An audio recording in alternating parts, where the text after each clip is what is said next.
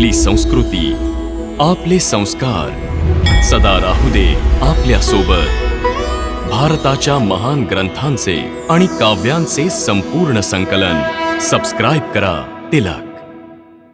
हे मधुसूदन, मला सुद्धा माहिती आहे की मी क्षत्रिय आहे. युद्ध करणे माझा धर्म आहे. परंतु या युद्धभूमीवर युद्धभिलाषी या सर्व स्वजनांना बघून माझी गात्रे सैल पडली आहेत. माझ्या आत्म्याचा थरकाप होतोय. माझ्या घशाला शोष पडतो आहे. हे मधुसूदन, परस्पर विरोधी विचारांच्या आक्रमणामुळे माझी मती भ्रमित झाली आहे.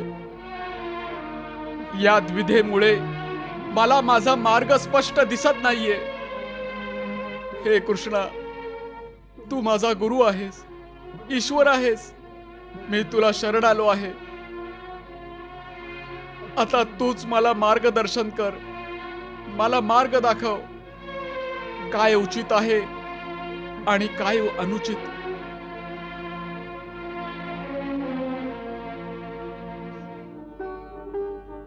प्रणाम भगवन. बस ना देवी पार्वती. काय झालं प्रभू?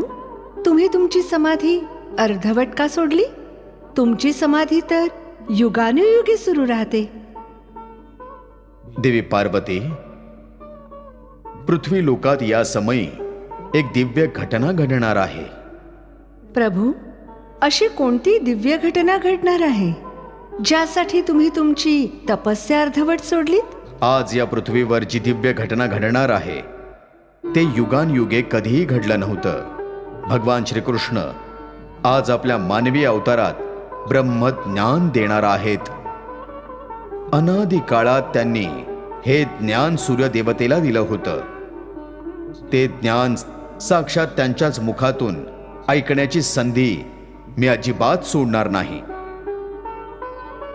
मीच काय, सगळे देवी देवता ह्यावेळी सावधान झालेले आहेत.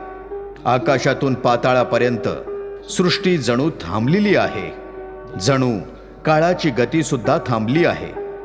आणि महाकाल भगवंतांची वाणी ऐकण्यासाठी स्वयं कुरुक्षेत्रात थांबले आहेत. आणि ते बघ, ब्रह्मज्ञानी ब्रह्मदेव त्यांचे ज्ञान अजून वाढवण्यासाठी कृष्णाची अमृतवाणी कशी आतुरतेने ऐकत आहेत. आणि तिकडे देवर्षी नारद सुद्धा या अमृतवाणीमध्ये इतके तल्लीन झालेले आहेत की त्यांना आपला नारायण नारायण हा जप थांबवून फक्त ही ज्ञानरत्ने गोळा करायची आहेत. हे ज्ञान श्रीमुखातून ऐकण्याची संधी मी तरी सोडणार नाहीये. तू सुद्धा लक्षपूर्वक ऐक देवी. प्रभू अर्जुनाला काय समजवत आहेत. वा अर्जुन वा, एका श्वासात तू मोठं ज्ञान पाजळतोस आणि दुसऱ्या श्वासात लगेचच शिष्य होऊन माझ्याकडून ज्ञानाची याचना सुद्धा करतोस. हे पार्था, तुझं ज्ञान अर्धवट आहे. आणि अर्धवट ज्ञान हे दुधारी तलवारीसारखं असतं, जी अर्धवट ज्ञान देणाऱ्याला आणि घेणाऱ्याला दोघांनाही कापून काढते. म्हणूनच तुला सगळ्यात आधी या घातक तलवारीला सोडावं लागेल, तुझ्या गांडीवाला नाही. पण तू तर उलटच करतो आहेस. तुझ्या हातात अर्धवट ज्ञानाची तलवार आहे आणि तू तुझं गांडीव खाली ठेवलंस.